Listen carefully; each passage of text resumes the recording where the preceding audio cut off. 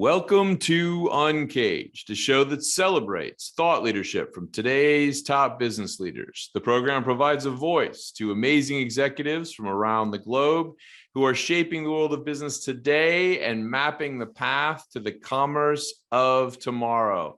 Today, we are speaking with Monika Slomska. Hey, Monika, how are you? I'm fine, doing fine, thank you. How are you? I am well. Monika is joining us from lovely Budapest, probably one of the most beautiful cities on the planet. She is the founder and managing director of Knowledge Pyramid. We'll talk a bit more about Knowledge Pyramid, but they're a specialized management consulting company. They do a lot of work advising in the global business services space, as well as many, many other things now. But before we get into what Knowledge Pyramid is working on, Monika, tell us a little bit about yourself and your career to date.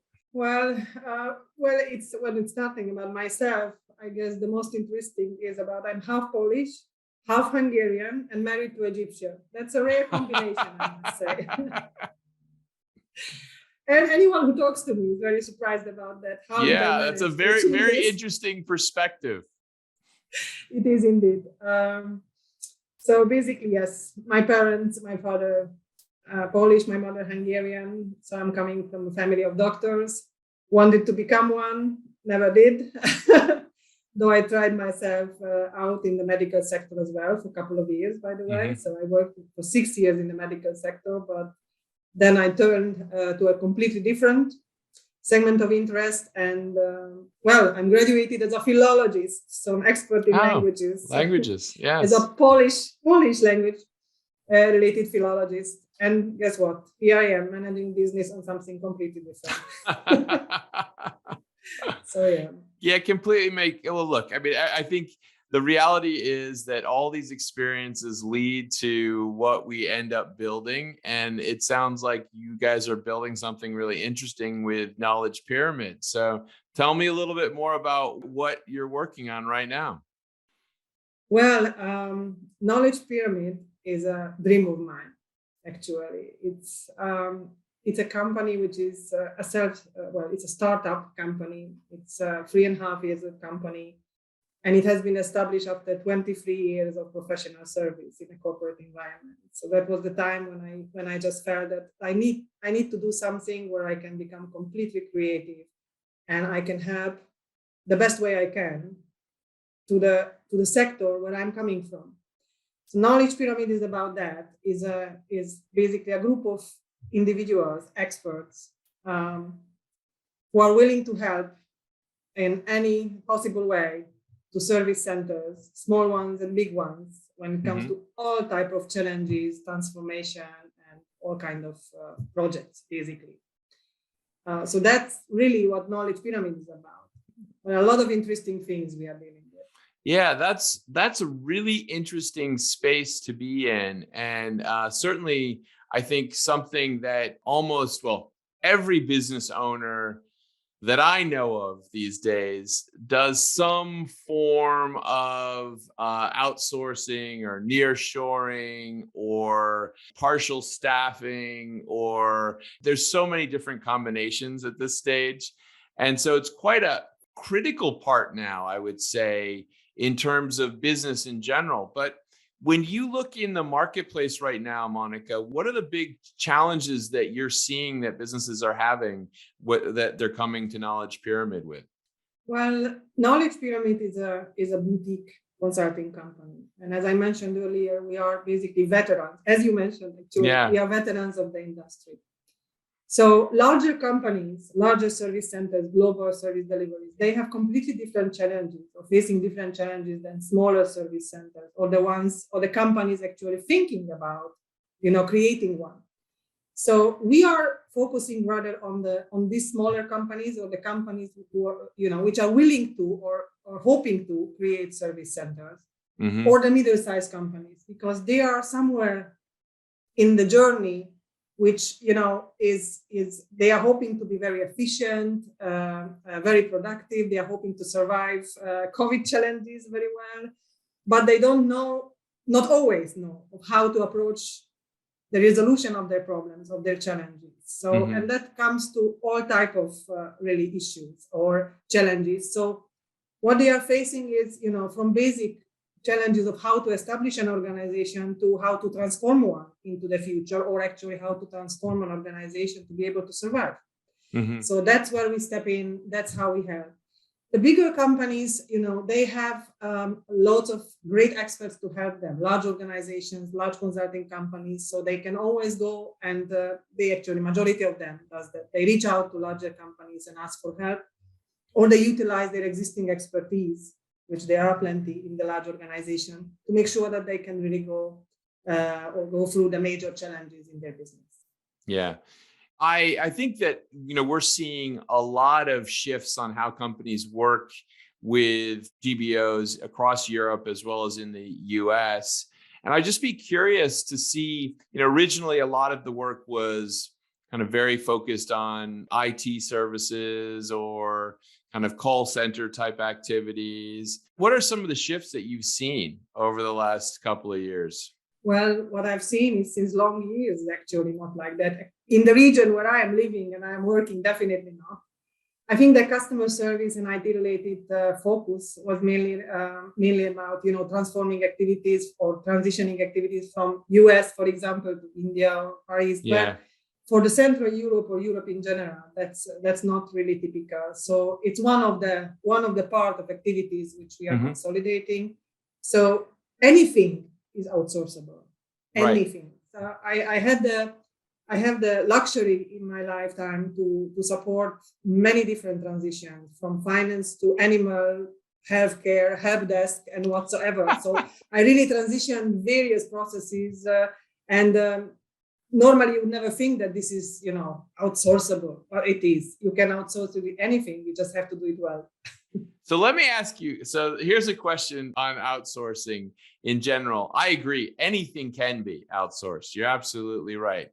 But what are the magic percentages that you recommend for businesses when it comes to outsourcing? I mean, when it comes to something like, outsourcing like your accounting services, or, there's so many areas that you can outsource. What percentage of staffing should be outsourced? Well, really, that depends on the company and the willingness of accepting such a change, because there are a lot of benchmarks which you could definitely recommend, and the typical ones like finance, accounting, payroll, and some others. Basically the retained proportion is very, very small compared to the number of processes which can be outsourced. But when we talk about non-typical or very highly value-add processes, those are still, very much shared between the retained organization and the organization which is taking those on board. But again, it all depends on the willingness of the company making decision on, deciding about change like this. Because I can honestly tell you that we are talking about a lot of value adds in many, many ways, but I'm also seeing companies doing exactly the same decision my company have done where I started as a clerk 23 years ago. Right. So I'm still seeing the same or very similar job descriptions, very similar taxonomy. So you would think, yes, many things change. So really outsourcing reached a level that many, many companies, it's on an extremely, extremely value add and extreme value add, very, very high quality of processes, and in general, very high skill is required in some of those. But there are still companies willing to make the decision very conservatively. And those are the companies doing exactly the same as we have done 23 years ago. Yeah, you're right. I mean, there's some bolder choices that some companies are making. And I would imagine that the use of technology has really advanced. Do you find that some of the groups that you guys work with are employing more and more machine learning in what they're doing, or is it still early days? It's not really related to early days. It's again related to maturity of the organization, maturity of the processes, and actually, where the company really stand in terms of, what they can or cannot do. Because there's a lot of desire about having automation, machine learning, artificial intelligence implemented in many processes. But companies or actually the organization itself may not be ready necessarily to implement this in their day-to-day lives. Their processes may not be there where they should be in order to enable this.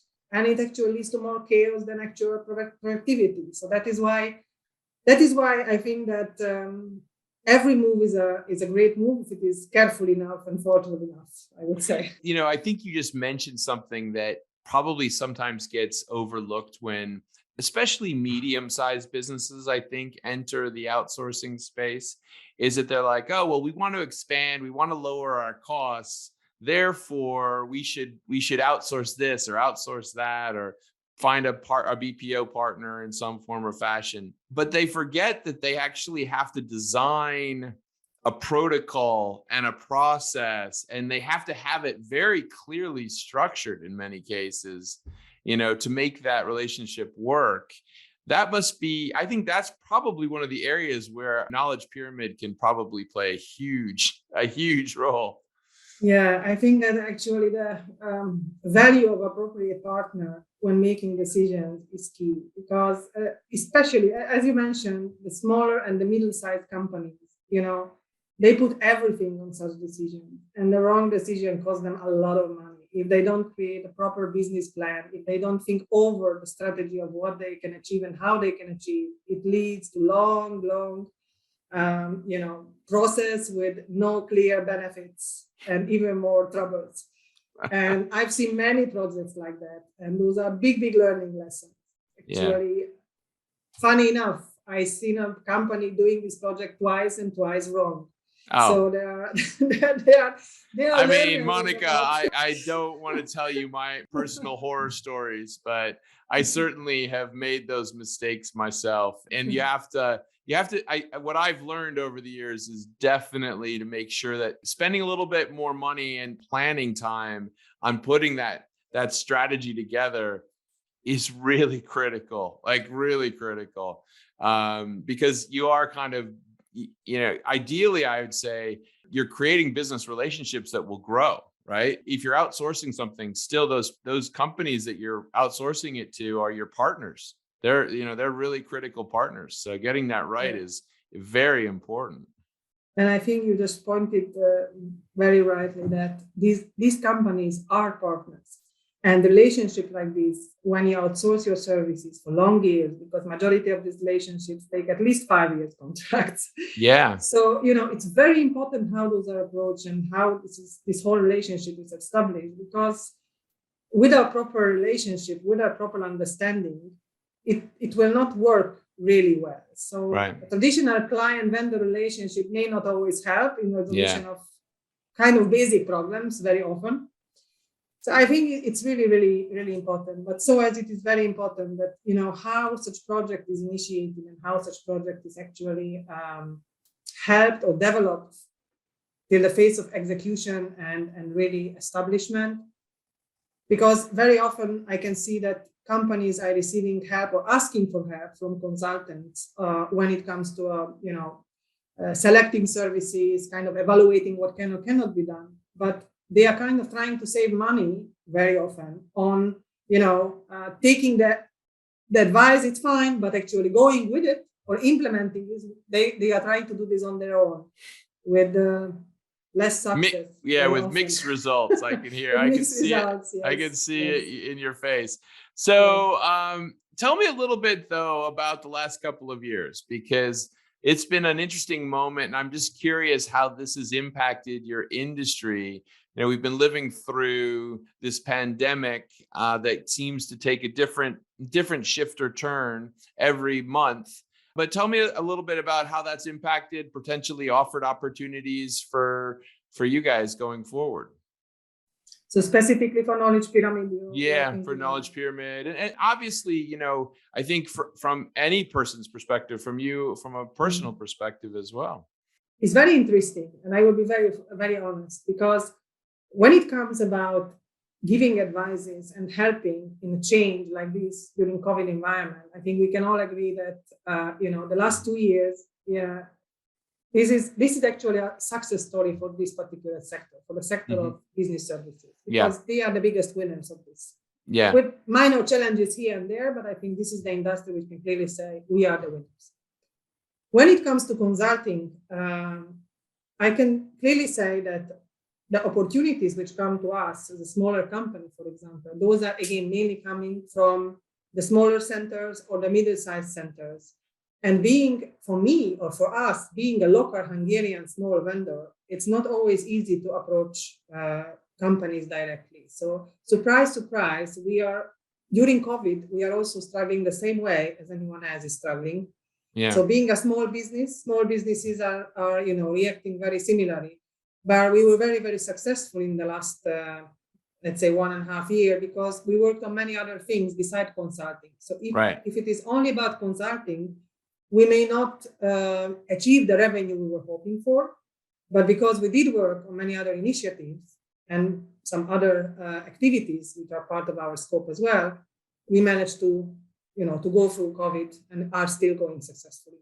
Yeah. And it's been a moment where I think a lot of companies that are continuing to grow and be successful have had to rethink different aspects of how they do things. We've all shifted from obviously working in offices or in service centers to working in these kind of hybrid structures. And it will be interesting to see how this evolves over the next couple of years. I mean, especially now that we've entered into this new year, Monika, when you look forward, what are you hoping to see in your industry? Well, what I'm hoping to see is that we can continue to stay where we are and develop further, so that we can prove that we can hire anyone from anywhere. We can work remotely completely. We can, this is really an industry which is extremely flexible, or could be, if companies are willing to be flexible. And I think that's what I'm really hoping for, that, from one day to the other, basically the world has changed and this industry segment adapted probably the most when it comes to services. And for me particularly, because I'm also spending a lot of time on educational activities, I'm hoping that the future, actually, the coming period will engage us even more compared to what we do today. Well, tell me a little bit more, Monika, about some of those educational efforts that you guys are working on. So, because of COVID and because of the matter of fact that we felt that there was half a year which was really idle when it comes to consulting for us. I since long time I felt that our sector requires an introduction program, or a program which is helping freshers, basically, potential employees who are entering the business services directly after university, or potential employees who are entering the sector just from completely different area of their career. Right. They feel that they cannot no longer work there and they are looking for something different. And we are helping these people to integrate them actually to the world of service centers. So we developed a program called Keystone. And this program is actually a 36 hours integration program to the world of the service centers. Wow. It took us almost a year to develop this. It's 9 modules. It's really extensive material. And starting from last year, we managed to agree with one of the major universities in Hungary to basically start to educate this program on the university for fresh graduates. And it was a great success. Actually, I'm very happy and very proud, because the survey results of the training just came recently, and they're really great. So it's just a proof that we are doing it well. So, it's always a reflection, because first you start with something, you think it's good, but until you know for sure, you cannot commit to this. Yeah. Is it really the right thing to do the way you do it? And it's a proof. So we continue, and I'm really glad that we have very large. It's so funny. I think that's absolutely brilliant, and I've thought about the same type of thing for people that actually are not going into the sector. They need to learn about it as well, because imagine you graduate with an MBA and you're going to go start a business.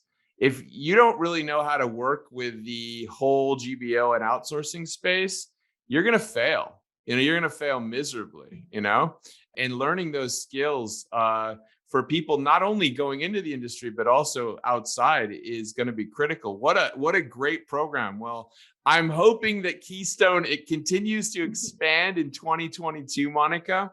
It's been amazing to talk to you about Knowledge Pyramid and to learn about what's happening in the GBO space and how the service centers are evolving over the last couple of years and look to continue to play, it sounds like, a much greater role for all of us. And I can certainly attest to that fact with my own business. But thank you so much for being on Uncaged today. If someone wanted to reach you, Monika, where should they find you? Well, all my contact details are on the www.knowledgepyramid.hu. So Knowledge Pyramid, if people just search for it, they will easily find me. Or based on my name, I'm available all possible social media portals, I think, at least. So excellent. I'm definitely reachable. Well, Monika, thank you so much for being on Uncaged today, and we look forward to talking to you again soon. Many, many thanks. Cheers.